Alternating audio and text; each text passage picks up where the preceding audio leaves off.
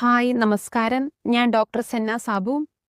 ഇന്ന് ഒരുപാട് ആളുകൾ കോമൺ ആയിട്ട് ചെയ്യുന്ന ഒരു മിസ്റ്റേക്കാണ് ഹാർഡ് ബ്രഷിംഗ്.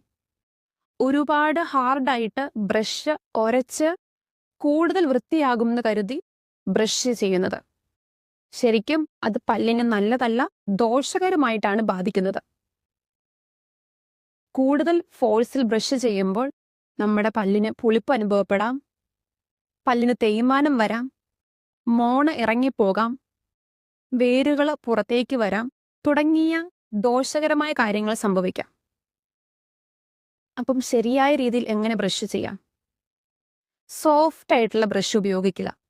2 മിനിറ്റിൽ കൂടുതൽ ബ്രഷ് ചെയ്യണ്ട. ബ്രഷ് മോണയുമായിട്ട് 45 ഡിഗ്രി ആംഗിളിൽ വെച്ച് ഒരു ചെറിയ സർക്കുലാർ മോഷൻ കൊടുക്കുക. ഞാൻ കാണിച്ചു തരാം.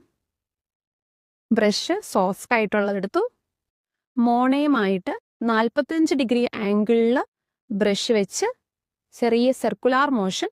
മുകളിലെ പല്ലുകളാണെങ്കിൽ താഴേക്ക്, താഴത്തെ ആണെങ്കിൽ സർക്കുലാർ മോഷൻ മുകളിലേക്ക്. ഇങ്ങനെയാണ് ബ്രഷ് ചെയ്യേണ്ടത്. അതും ഒത്തിരി ഫോഴ്സോ ഒന്നും കൊടുക്കണ്ട, ചെറിയ രീതിയിൽ ചെയ്താൽ മതി. 2 മിനിറ്റ് മതി.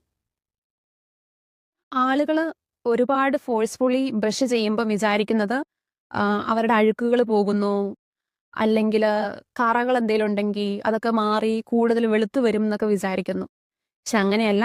ശരിയായ ട്രീറ്റ്മെൻറ്റ്, ക്ലീനിങ് ഡെൻ്റൽ ക്ലിനിക്കിൽ പോയിട്ട് ചെയ്താൽ മാത്രമേ അഴുക്കുകൾ മാറുകയുള്ളൂ. നമുക്ക് സ്വന്തമായിട്ട് റിമൂവ് ചെയ്യാൻ പറ്റില്ല. അപ്പം ശരിയായ രീതിയിൽ പല്ലുകൾ സംരക്ഷിക്കുക. Thank you.